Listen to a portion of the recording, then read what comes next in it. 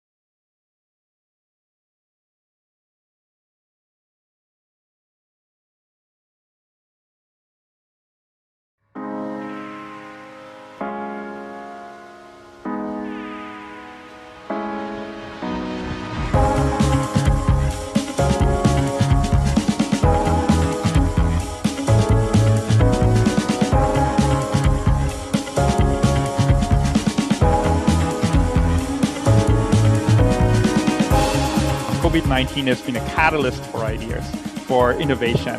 Our employers have to be flexible. How do we build wealth at the individual level, communities that did not have that previously? Every city in the world will need to get more sustainable. Innovators, entrepreneurs aren't just born, they're cultivated. Building fair and inclusive economies is a complicated process, and we will need to be vigilant as we move forward.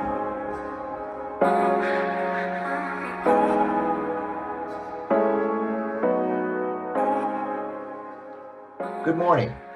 Thank you for joining our first Future Forward broadcast of 2021. My name is Kevin Bash, and I'm the chairman for the WRCOG Executive Committee Board for the 2021 fiscal year and mayor of Horsetown, USA, the city of Norco. As we begin the new calendar year, WRCOG looks forward to continually discovering and developing relevant content for our network, and this Future Forward episode is no exception. Today, we'll be taking a closer look at the future of WRCOG and the efforts of the agency in the year to come. With much disruption experienced in the past year, 2021 must be marked by resilience, innovation, courage, and collaboration. Using the agency's core document, the Economic Development and Sustainability Framework, WRCOG is anchored to its mission to respect local control, provide regional perspective, and make a difference in the Western Riverside subregion and beyond. So once again, thank you for taking the time to join us today. Thank you, Chairman Bash, and good morning. My name is Elisa Laurel, Program Manager for the Western Riverside Council of Governments, otherwise known as WRCOG. And first and foremost, welcome to the new year. Here we go, 2021, right? So for any viewers that are new out there, here at WRCOG, we serve as a regional agency that focuses on helping many of our cities and jurisdictions in the Western Riverside County subregion in the areas of transportation, planning, energy, environment, conservation, just to name a few. And ironically, today's introduction is also part of our special theme for the broadcast. So before we jump into it, I wanted to thank our in-kind sponsors that continue to support our series. A huge shout out and thank you to the Inland Empire Regional Chamber of Commerce and the Southern California Association of Governments. Thank you so much, you guys, for your continued support. And as a friendly reminder, we want to be taking questions at the very end of the panel discussion. So what you can do to get a head start is go ahead and visit slido.com, SLIDO.com, and then type in the event code forward, FORWARD 9. Again, FORWARD and the number 9. Or you can simply take your phone on your camera, go ahead and open that app up, and then slide it to the corner of the screen and scan the QR code that appears in the corner. Again, if that doesn't work, go to slido.com, SLIDO.com, and then type in the event code forward 9, FORWARD, and the number 9. So additionally, because this is a YouTube link, you have the luxury of pausing and going back if you feel like you missed any information. Also, be sure to subscribe right down below and hit that like button. So without further ado, what is WRCOG? Now, back in 2020, we launched our Future Forward series, which brought you several episodes that featured forward-thinking topics, thought leaders, and dynamic discussions. Now, we've always been a bit shy, but as a New Year's resolution, we wanted to start off 2021 by breaking out of our shell a little bit. And we have our WRCOG leadership team here to discuss some of the regional successes accomplished in the areas of transportation, energy, environment, conservation, and planning, just to name a few. And so we are here to get started to hear what's in store for WRCOG in 2021 and some of the recent accomplishments that our agency has overseen through the years. So back by popular demand, I'm very excited to introduce our moderator for this episode. Here to kick things off, Mr. Bill Higgins with CalCog, and he's here to introduce our leadership team and moderate today's discussion. So Bill, turning it over to you. Thank you, Alyssa. And it's a pleasure to be here on episode 9 of Future Forward. And I'm here with 5 Western Riverside Council of Government staff, and they're each going to describe a bit about their program. And I'm going to start off with the esteemed executive director. Rick, I might ask you to introduce yourself and then tell us a little bit about Western Riverside COG. Great, thanks, Bill, and thank you for hosting the Future Forward series, our kickoff episode for 2021. So I'm Rick Bishop. I'm the Executive Director of the Western Riverside Council of Governments, also known as WRCOG. WRCOG's been around for 30 years. This is actually our 30-year anniversary, and it's my 20-year anniversary here at the COG, so clearly my board hasn't gotten on to me yet. But I'm pleased to be the executive director. But just to give you a real quick idea of what a council of governments is, councils of governments are really built to collect information that benefits a number of jurisdictions. And so obviously if a single jurisdiction, a city or county, is dealing with an issue such as growth or traffic or air quality or housing, chances are that the surrounding jurisdictions are also dealing with the same issue or issues. And so councils of governments recognize that these issues are oftentimes regional, they transcend local jurisdictional boundaries, and so sometimes they benefit from exploration at a larger geographic level. There are literally hundreds of councils of governments or regional agencies like ours throughout California and the country. They're typically controlled by member governments. Ours, WRCOG, is controlled through a joint powers agreement, which is our formative document. As I mentioned, we were formed in 1991. The Council of Governments in Western Riverside County consists of 18 cities, the County of Riverside, 2 large water districts, and the Riverside Superintendent of Schools. So it's kind of a unique membership, but that recognizes issues that our leaders have indicated are important to our future. I think the major difference between a COG and other regional agencies is that COGs typically are guided by documents that are very vague in nature. There usually aren't specific assignments that are given to a council of governments. There aren't statutory regulations that councils of governments are typically have assigned to them. And although that sounds a little bit disconcerting, it actually is very advantageous for an agency like ours, because it gives us the opportunity to implement and explore programs that our members want us to do rather than what they statutorily have to do. So it's one agency among many regional agencies that exist in a region like ours or in a state like ours that really has the ability to be very diverse in the opportunities and the programs that it implements. And that is exemplified in the various programs that a council of governments like WRCOG undertakes. We dabble in transportation, energy, environment, housing, economic development, water, so on and so forth. And in the end, that provides great benefit to our member agencies. Well, that is a really good overview of what a council of government is. I know that I've often heard the term that it is a wholly owned subsidiary of its member agencies, because the local agencies are really setting the agenda for it. I might ask, since you've been here for 20 of the 30 years, what have you seen change over time in the emphasis of your program here at Western Riverside Council of Governments? Yeah, well, interestingly, this probably sounds kind of bad to say, but a lot of the issues that we deal with haven't changed at all. Their transportation was an issue 20 years ago.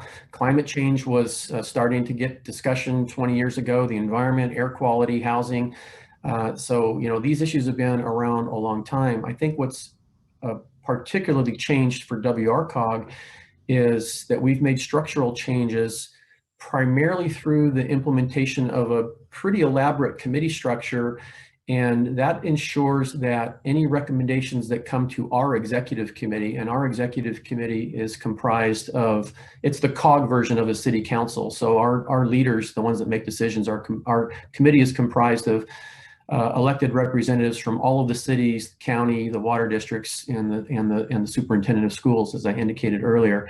But any recommendation that gets to them is thoroughly vetted by committee structures that are in place that include our member agencies' executive teams. So we meet monthly with all the city managers and general managers. We meet monthly with the finance directors, the public works directors, the planning directors, so on and so forth. And so we ensure that any recommendation that gets to our executive committee has been thoroughly discussed and vetted by their own members, not just us. And we found that to be very helpful. Secondly, we several years ago created a cornerstone document that we refer to as our economic development and sustainability framework. And that document serves as our guide to what kinds of potential issues might be suitable for us to explore at a higher level of geography, at a greater regional level. That document is really kind of keeps us bound to looking at areas such as economy and transportation, water, energy, health, and education.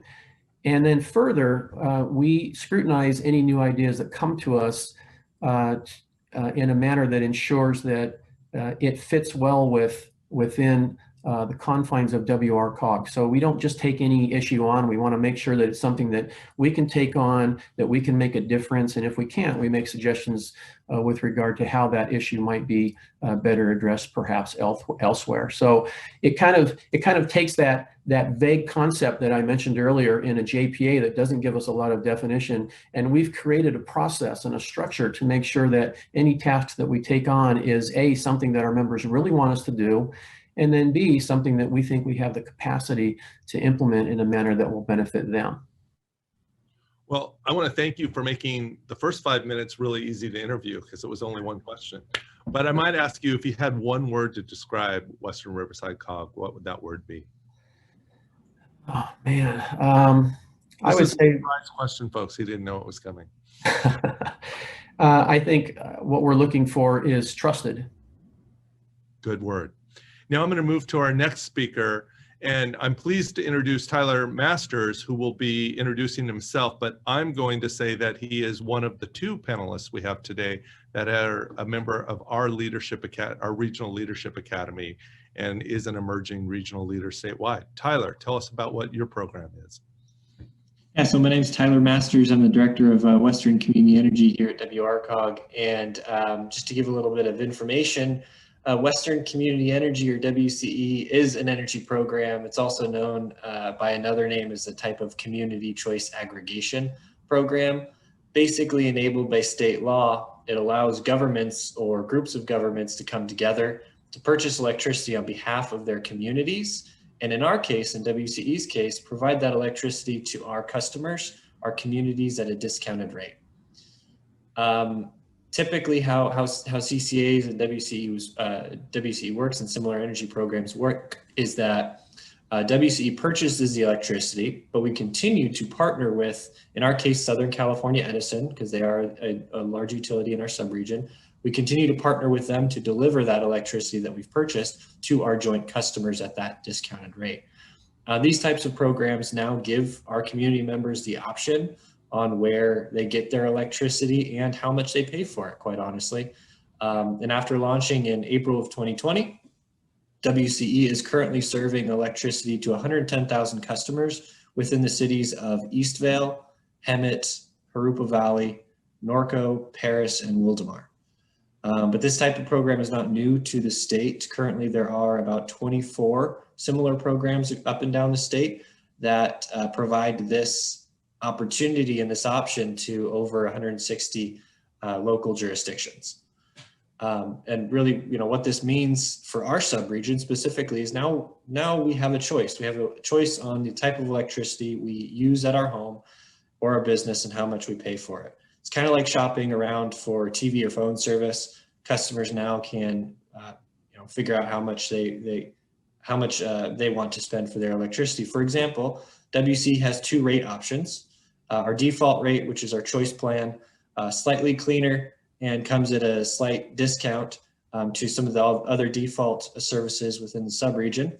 And then we have our Choice Plus plan that comes while at a slight premium, but it ensures that 100% of the electricity that's powering your home or business comes from a renewable source like wind or solar. And so have you seen some real change or impact on the ground I know it's only 9 months into your program. What have you seen anything? Yeah, it's a great question. Since WC launched in April of 2020, you might be thinking this is a month where something huge started, and you'd be right. WC launched just a few short weeks after COVID-19 was declared a global pandemic. But what that meant for us is that the discounted rate that we offer could do even if it's just a little part, do a little part in helping our communities. But to date, WCE since April has saved over $4.2 million on our customers' utility bills since launch. And so that's real money staying in the region and being used for other businesses and around are just into savings. Right. Going forward, what are your goals for the program? So in the near term, one of our top priorities is to help our customers that are being impacted economically, financially by COVID-19. WC is partnering with Southern California Edison as an example to develop and implement a debt forgiveness program. Doesn't have the best name, but it is called the Arrearage Management Plan, which is essentially, as I mentioned, a debt forgiveness program for income qualified individuals that have been impacted by COVID-19. So while we hope that this program provides some of the much needed support to our subregion, we also do continue to work with our other local utilities and our state agencies really to package some of the additional COVID relief resources and help to kind of get that out market and get that out to our communities. Because if you're eligible to participate in one program, you're likely able to get support from, water districts and other utilities and agencies. All right. Now, if you only had one word to describe your program, what would that be? This one is easy for me. It's life. And kind of jokingly there, but more specifically mine. I was actually born and raised within the subregion, and I continue to live, work, and play here. And actually, I've worked at WRCOG for the entirety of my professional career over the last 10 years. So it is my life, but the word that I think best describes WRCOG is collaborative. There you go. Well, that is a great program, and I would use the word innovative And it's a pleasure for me to be interviewing all of you here today because I appreciate from a statewide perspective how innovative Western Riverside Council of Government is. You really bring that innovation to governmental service. Which brings me to our third speaker today, Casey Daly, who's also a graduate of our Leadership Academy. And he's going to be talking today about energy and the environment. So a little bit of relationship there. Casey, it's on you. All right. Thanks, Bill. Happy to be here. My name is Casey Daly. I'm the Director of Energy and Environmental Programs here at WRCOG. I've been at WRCOG since 2017 and really excited about the great programs that I have the opportunity to work on. Within the energy and environment programs, we really have a number of programs.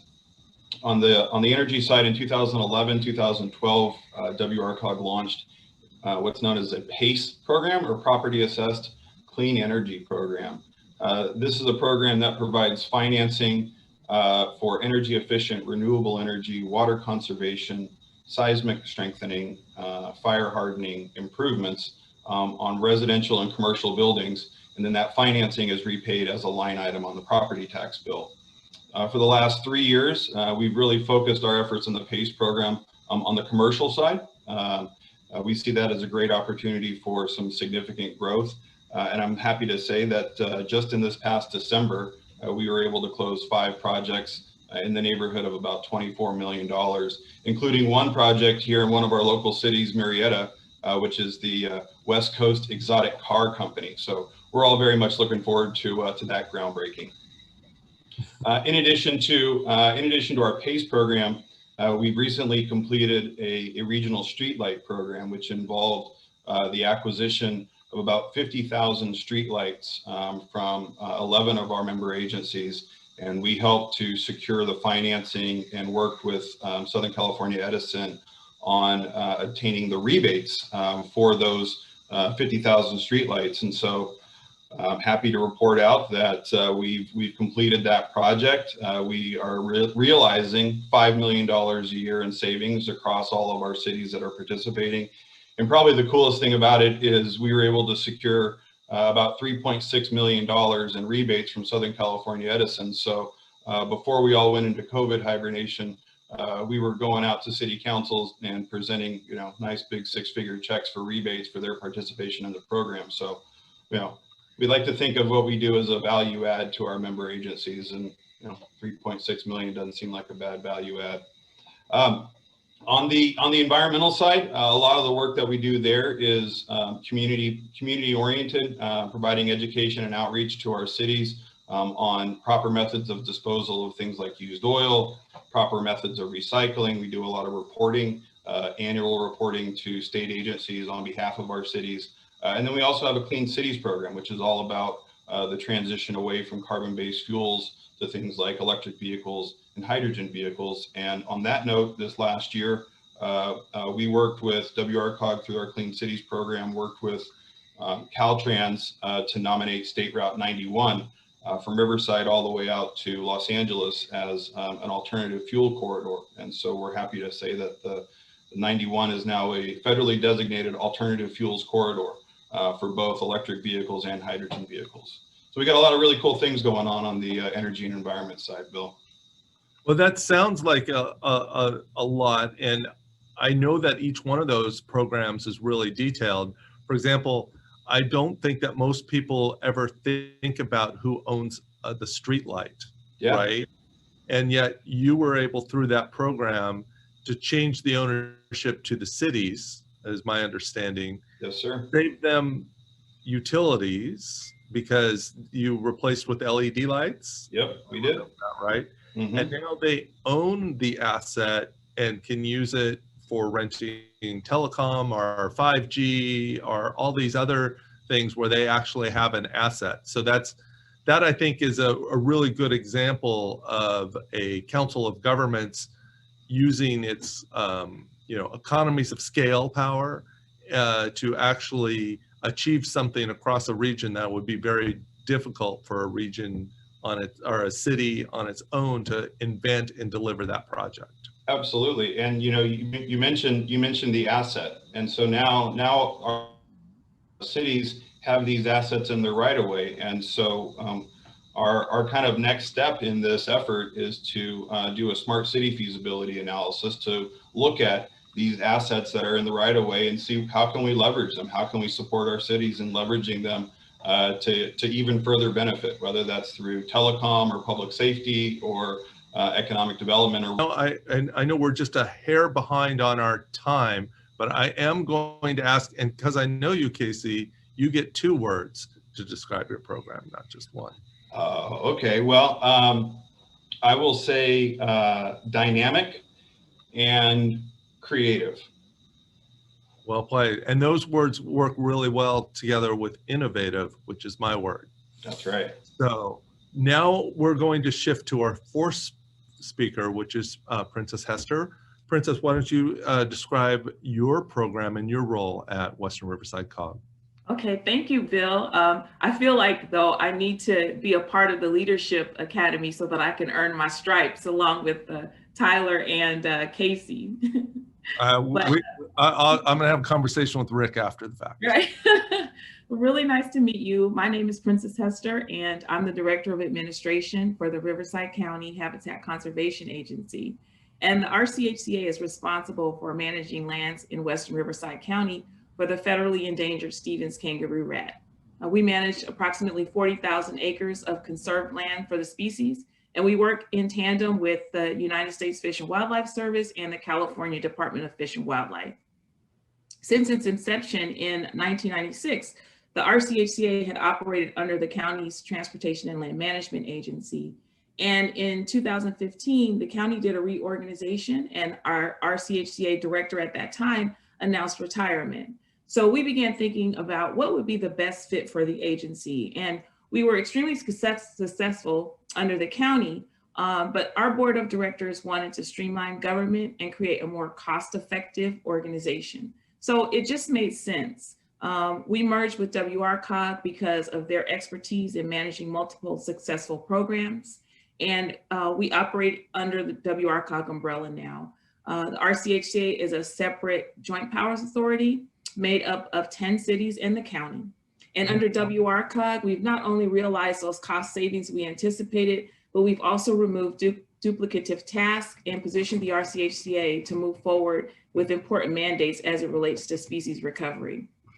And so a lot of times we get the question, what is this Stevens kangaroo rat? And Stevens kangaroo rat is a species that is endemic to Riverside County, specifically Western Riverside and Northern San Diego County. And it's important because in the biology community, it's known as a keystone species. And what that means is that if it were to disappear or become extinct, there's no other species that would benefit the area, such as the kangaroo rat.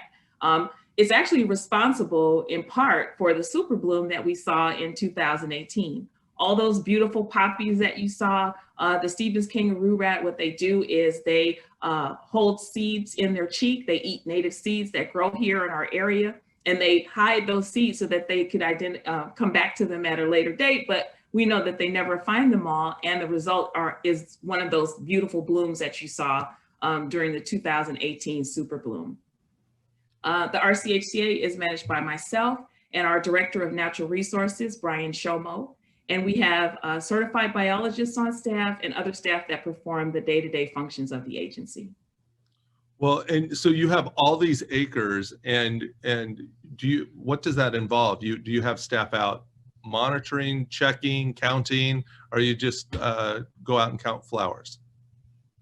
All of the above. There are some specific land management activities that relate to Stevens kangaroo rat and making sure that the habitat lives well. And we consider ourselves as holistic land managers, right? So we could go out and put little fences around the K-rat burrows and only make sure that the K-rat is doing well, but we know that would be a detriment to the environment because, let's face it, more than K-rats live in our open spaces.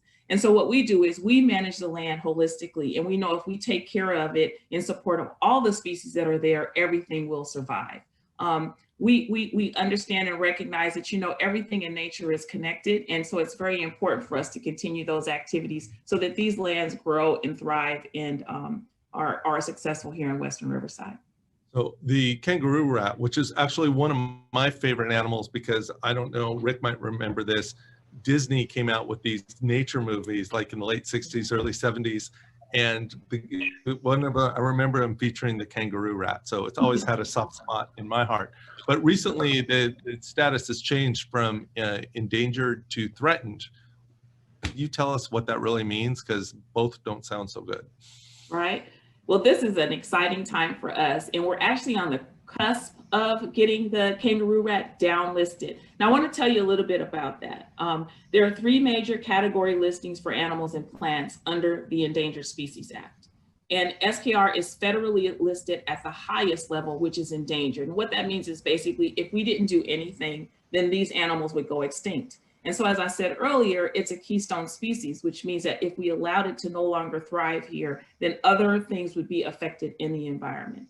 So a reclassification of a species can only occur when that species is considered recovered from the critical levels of potential extinction that led to the species listing in the first place.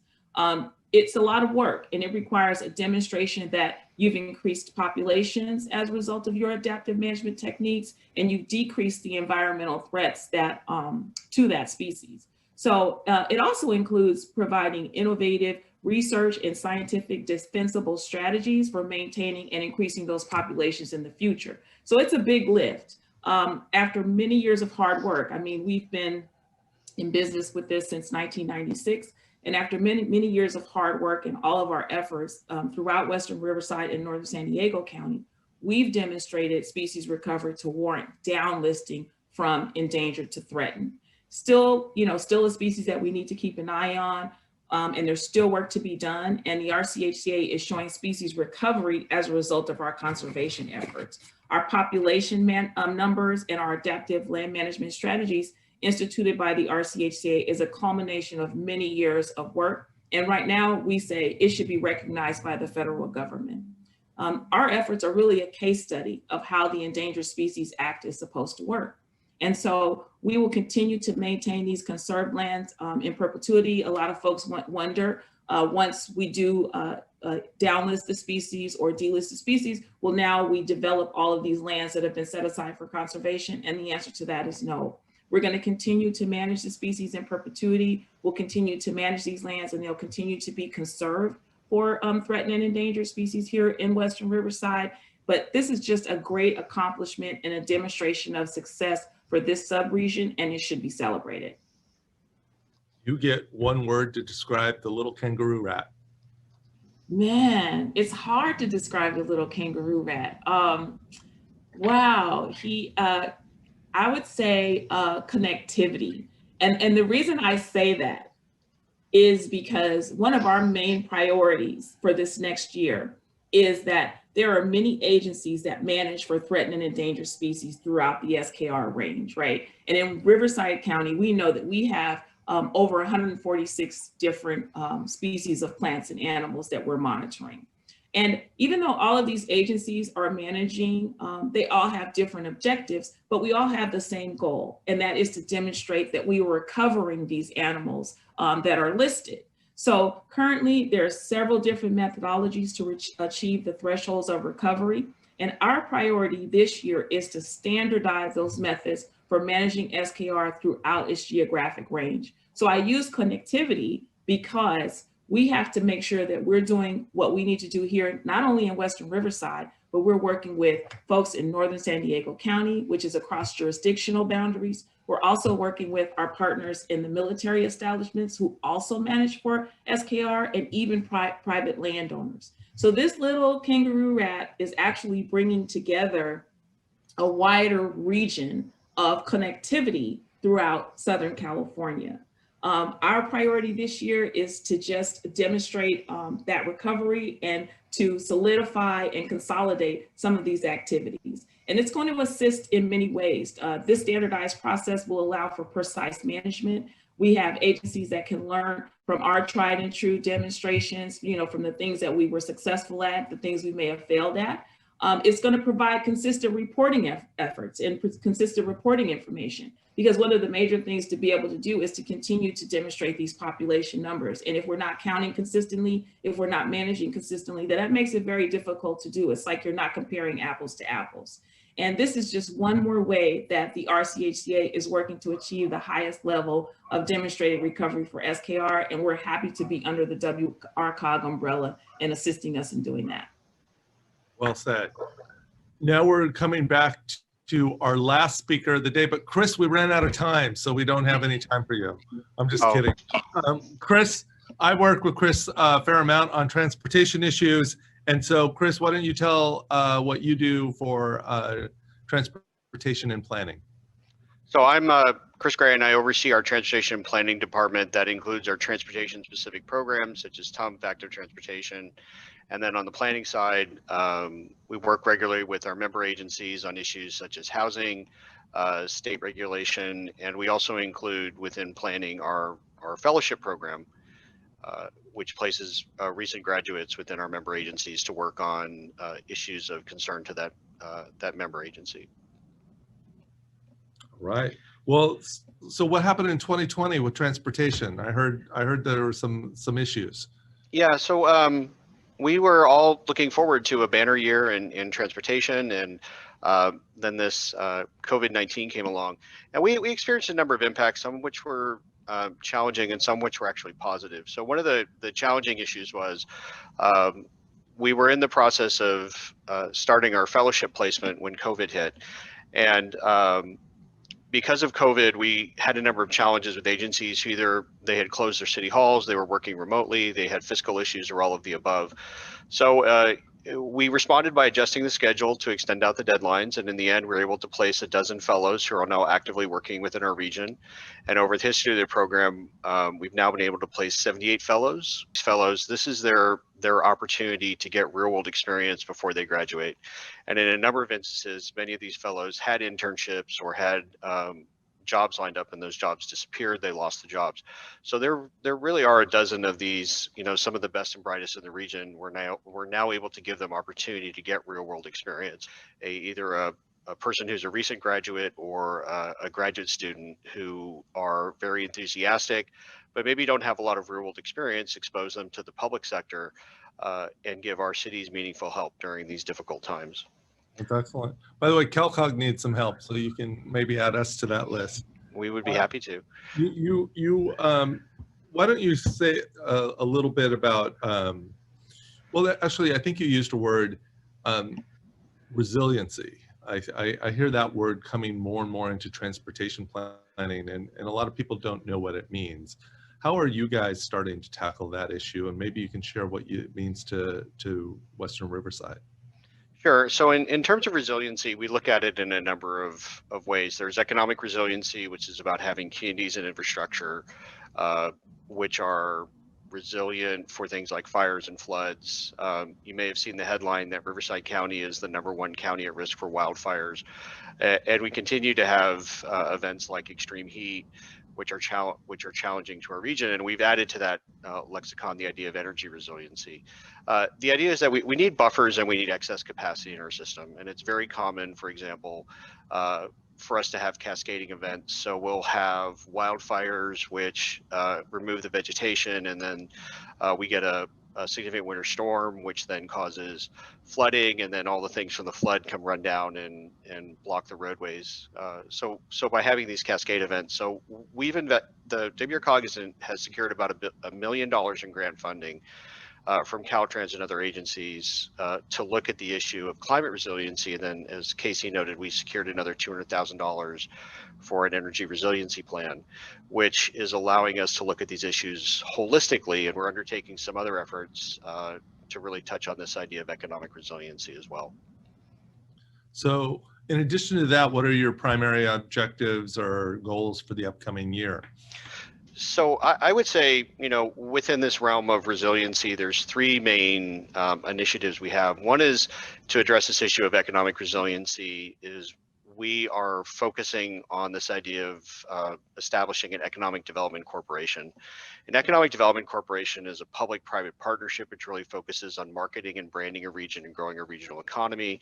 EDCs are common throughout much of the United States. In fact, there are nearly 16 or 17 of them just in Southern California itself. And many of the regions that have transformed themselves, economies such as Austin, Texas, Reno, Nevada, Salt Lake City, Denver, and others, and Phoenix, have used EDCs as these tools to grow the region.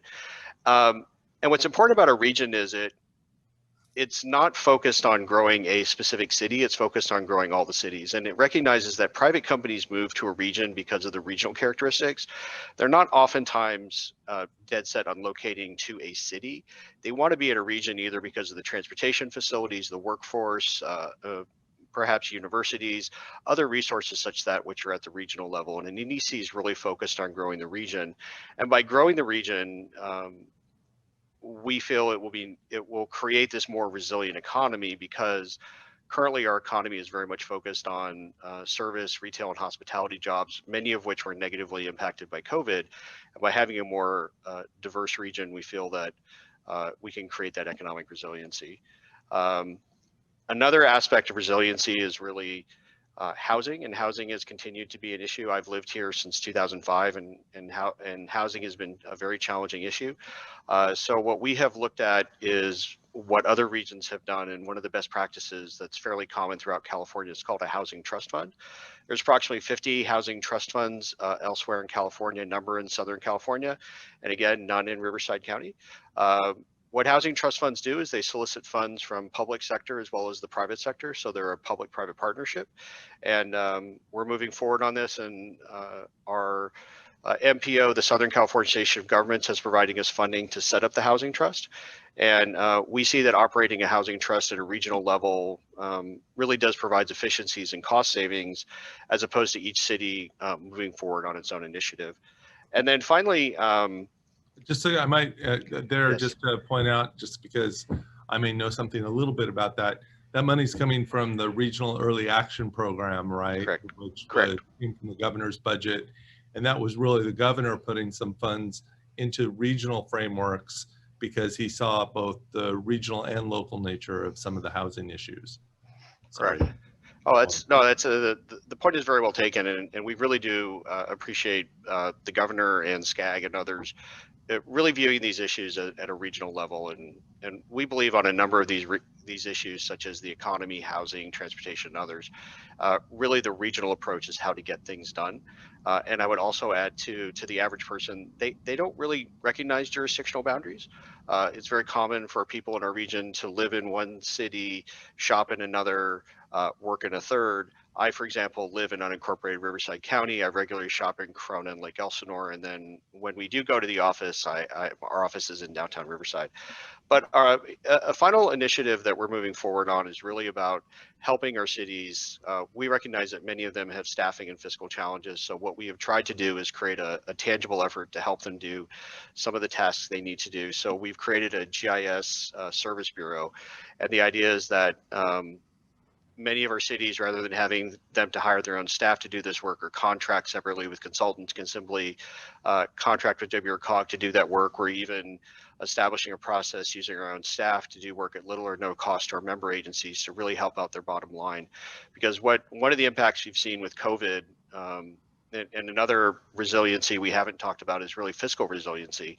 A number of our agencies are struggling fiscally, either loss of TOT or sales tax or state funding. And so this is a small way in which we can help them out, provide some fiscal resiliency as well. So with that, that's an overview of our key initiatives. I bet you can anticipate my last question. So my one word for WRCOG is adaptable, because what in my time at WRCOG, I've seen us take on new initiatives. We have in various ways transformed our agencies. So we've brought on the RCHCA, a habitat conservation agency, and energy agency, and WRCOG has continued to move forwards while keeping our existing programs continuing to run. So I think that shows a very high level of adaptability of the staff. and we're able to bring ideas forward, execute those ideas, and keep things moving forward. So we are very adaptable. Bill, two questions. One is, if we don't like our word, do we get a redo? And then secondly, how do we lodge a protest that you gave Casey 2 words and the rest of us just 1? Well, that's fair. I almost gave Chris a half a word so it would average, but I didn't. The last word, first of all, I'm going to take my role as moderator to reject the appeals. And I'm going to say to Tyler, Princess, Casey, and Chris, I'm going to congratulate you to succeeding under Rick's leadership. And I'm going to throw it back to you, Elisa. Thank you, Bill. Now, I just want to remind everyone, please be sure to scan the QR code that appears in the corner of the screen. You can submit your questions via slido.com. That's slido.com, again, slido.com, or just take your phone and simply scan the QR code with your camera feature. And enter the event code forward and the number 9, again, FORWARD and the number 9. Now I'll be turning it over to my colleague, Rachel Singer, who will be moderating today's Q&A. So don't forget to submit your questions via slido.com. You can do it anonymously, or you can go ahead and put your name in. So we'll get through that as quickly as we can. So Rachel, turning it over to you.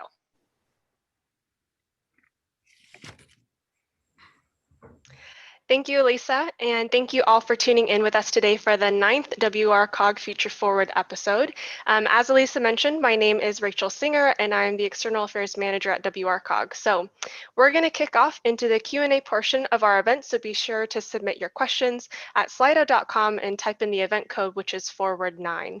If by chance we do not have the time to answer all of the submitted questions, we'll connect with the panelists after the conclusion of the webinar, and we'll provide an answer in the recap email. So jumping into our very first question, it looks like it's going to be for Mr. Casey Daly, and someone wants to know, are there region-wide energy initiatives that include the entire Inland Empire? Oh, thanks, Rachel. Yes, there are actually. For the last 3 years, WRCOG, along with our colleagues at the Coachella Valley Association of Governments, or CVAG, and the San Bernardino Council of Governments, have been working on the formation of a regional energy network, or REN, that would serve all of the Inland Empire and provide energy efficient programs and services and resources to local government, to water districts. We're also going to be working with the local building community to help provide training services for streamlining energy efficient building codes. And then finally, we'll be working with a lot of our universities and community colleges on implementing workforce education and training programs all around the energy efficiency space. So this program is authorized under the California Public Utilities Commission, and the Inland REN would be the 4th regional energy network in the state of California. So this week, we're actually going to be submitting our business plan for review and approval, hopefully by the PUC, and we hope to be launching programs sometime next year. That's really exciting, and it's really neat that it includes multiple counties too. It's a multi-regional effort that brings together some different energy initiatives. Absolutely, absolutely. You know, the Inland Empire is a very large region when you look at both Riverside and San Bernardino County, over 25,000 square miles. If we were a state, we'd be the size of South Carolina, 4.6 million people. So this is definitely a growing region, a very large region, and one that is in need of some quality energy efficient programs. Definitely. Awesome. Well, transitioning to our next question, a very relevant question at that. Someone would like to know, how has COVID-19 impacted our program? So I might popcorn it around to all of our different panelists, but we'll start with Rick. Do you want to start us off with just kind of like a 5,000-foot view, how COVID-19 has impacted WRCOG as an agency? Yeah, well, as an agency, I think we're still being very effective. But when your premise as an agency is built on collaboration, it obviously is more difficult in this environment. So we're used to going to a lot of events, having a lot of convenings, workshops, attending council meetings, things of that. So that face-to-face element, like with a number of entities, is radically changed now in this COVID environment. So we do our best with the Zoom, but it does make it a little bit more difficult to have the true collaboration that we had in the pre-COVID environment. Mm-hmm. Definitely. And then maybe, Tyler, do you want to talk about how COVID-19 has impacted WCE, since WCE did launch right after everything happened out here in California? Right. Thank you, Rachel, and happy to. Yeah, as you mentioned, WCE did launch, unfortunately, at the start of COVID, and at which time the governor issued an executive order that basically placed a moratorium on utility bill disconnects, which essentially what it does is prohibit electric utilities, in this case, to disconnect from disconnecting their customers due to non-payment. So as part of this, we have seen an increase in our customers' ability to pay their bills, because they're likely or maybe being financially impacted by the COVID environment. So what we wanted to do is begin getting our hands wrapped around all of the resources locally across the state and federally, and be able to deliver some of these resources to our customers to get them back on the path of being able to pay their bills, at least the electric bills and water bills locally. So thank you. Yeah, definitely. And I think it's great that WCE is making the effort to really support their customers in this time when things are challenging, I think, for many of our community members. Let's see, I'm going to popcorn over to Chris. Can you talk about how COVID has impacted maybe some of the transportation programs that we have at WRCOG? Thanks, Rachel. So I'm going to primarily talk about how COVID has impacted our TUMP program. In fact, there's been little to no impact on the TUMP program overall. In previous economic downturns, we had seen significant declines in revenues. This time there has been really no drop off in revenue. And that's primarily because we've seen a lot of development occurring in the residential, both single family and multifamily. While there has been a little bit of drop off in the non-residential category, the revenue from the residential has really offset that.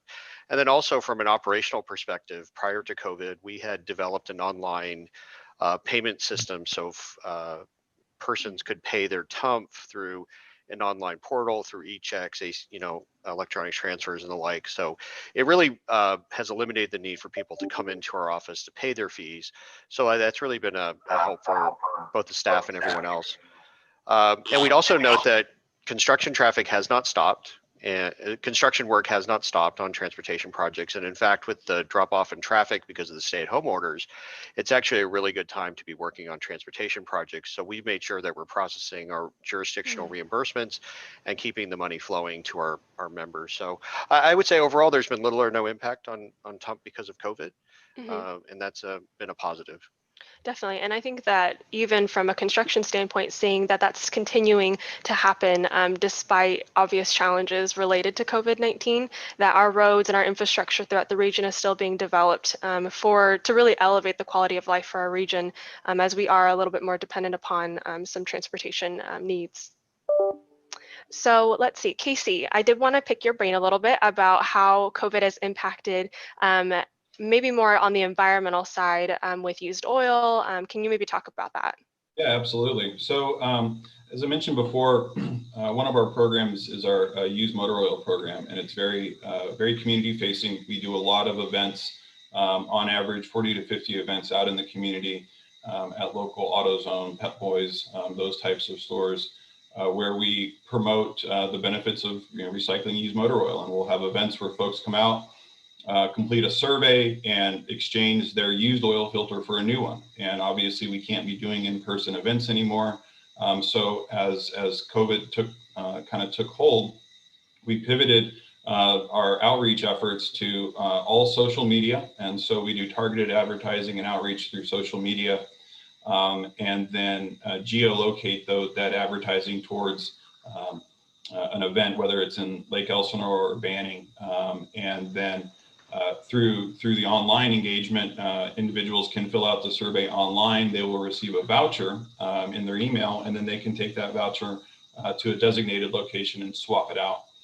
And what we have found is not only is that COVID friendly, but it's also proving to be very effective. This last round of events that we had over the last few weeks, we've actually seen almost double in the number of oil filters that we've been able to exchange. Wow. And so from a data perspective, a data nerd like myself, being able to measure this and see the positive impact definitely going to change our perspective on these events going forward, even post-COVID. Definitely. I think back to Rick's point in regards to seeing how our agency has really grown and innovated throughout obvious challenges with COVID-19 is really encouraging, especially as a resident of the region as well. So our next question is, I'm going to tee off towards Princess actually, and someone would like to know, just generally, maybe why is it important for people to have access to public lands? Oh, hold on.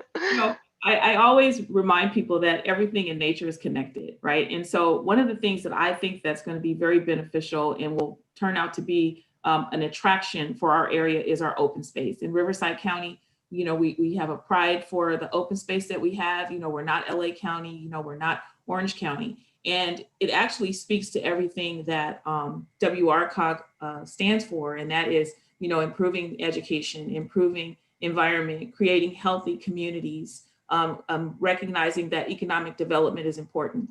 And so having the open space and being able to identify our connections in the future for how we balance conservation and economic development will be very beneficial for our communities. And so it's just very important for people to have access to this public land. Definitely. And let's see, we're just going to go right through some of these questions. And so, Chris, I'm going to direct this one towards you. And someone would like to know, what role do you see our Inland Empire innovation ecosystem playing in economic resiliency for the region? Rachel, thank you. One of our initiatives has been to look at ways in which we can grow the economy within Western Riverside County. And we believe that the best approach is for the region to invest in structures and mechanisms and organizations to really promote innovation. So we are moving forward with an idea of exploring what's called an economic development corporation, and the idea that within that economic development corporation, they can have programs that would, for example, provide funds to entrepreneurs to help them start tech companies, provide training resources and collaboration. We've noticed that a number of regional, these programs tend to be most successful when they're regional. As part of some earlier work, we identified roughly 20 to 30 initiatives and efforts that are currently underway related to innovation. We feel that having a regional entity to harness them would be very beneficial. Great, thank you for responding. We have a question from the audience more along the lines for WCE. So Tyler, this is going to be for you. And the question, hold on one moment. Give me one moment. Let me refresh this really quick. And there we go. Do residents in WC areas know that they have a choice between SCE and WCE? And where can individuals find online if they're in a WC area? Are there plans on expanding WCE to other areas within Riverside County this year? So a multi-part question. So yes, we do advertise that WCE is an option. So residents can go back, can basically choose where they get their electricity from Western Community Energy or from Southern California Edison. We do have on our website a newly minted bill comparison tool on westerncommunityenergy.com that our customers can go and basically compare their rates with WCE versus some of those other options. So that is an opportunity, a self-service tool that we have on our website that our customers can use really to compare, to make a rate by rate comparison and kind of help to budget or estimate what monthly bills would look like. The second part of that question was essentially where we service currently. Our member agencies and the eligible customers are within the cities of Eastvale, Jurupa Valley, Norco, Paris, Wildomar, and Hemet. There are future opportunities to expand Western Community Energy into other cities within Western Riverside County. But given the environment that we're in with COVID, we haven't been actively pursuing that with our cities and our communities at this point. But that is definitely an opportunity for the future for expansion. Great, awesome. Thank you so much for answering the question. So I think we have time for one more question. I'm going to tee it off to our Executive Director, Mr. Bishop. And so someone would like to know, is WRCOG, maybe this is the golden question, is WRCOG a third layer of government? We hear that question from time to time. It's such a negative question, Rachel. it provides a good opportunity to respond. I would say this, that effective regional government is really essential to have strong local control. And the reason is that, we talked about this earlier, every city in WRCOG, every city in the state of California has transboundary issues, dealing with transportation, dealing with air quality, environment, housing, economy. I mean, these issues don't stop at the city boundary. And so in an area like Western Riverside, that is so large, you just have to have a venue for some regional collaboration and then local leadership. And if you don't on some of these regional issues, then it's very likely that the state steps in and does it for you. We've got local elected officials that are dealing with regional issues. That seems like a far superior option than having mandates come down and implementation programs coming from the state. Let me say one other thing, and this kind of touches on what Casey said earlier. Riverside and Western Riverside is a huge place. I mean, Riverside itself has a population that is greater or equal to about 10 or 12 of the whole states in California, states that have senators. And so California is a big state, and it's a very diverse state. And it seems like for us, regional governance in an area like Western Riverside County creates really needed scalability to deal with these issues. I would say a different level of government, but a needed level of government. Mm-hmm. Thank you. Awesome. Well, I'm going to go ahead and move forward to wrap up our Q&A portion. If we did not get to your question during this time, I'm going to connect with all of our directors to make sure that they are addressed and sent out in the recap email. Thank you guys so much for participating. And again, our 9th Future Forward episode. And thank you to our WRCOG leaders that continue to help pave the way for innovation and collaboration in the region. So back to you, Elisa. Now, before we sign off, we look forward to seeing you at our next episode. We are switching to a bi-monthly schedule, so we'll be having our next episode in March, so stay tuned for those exciting details. Until then, see you guys next time. Bye.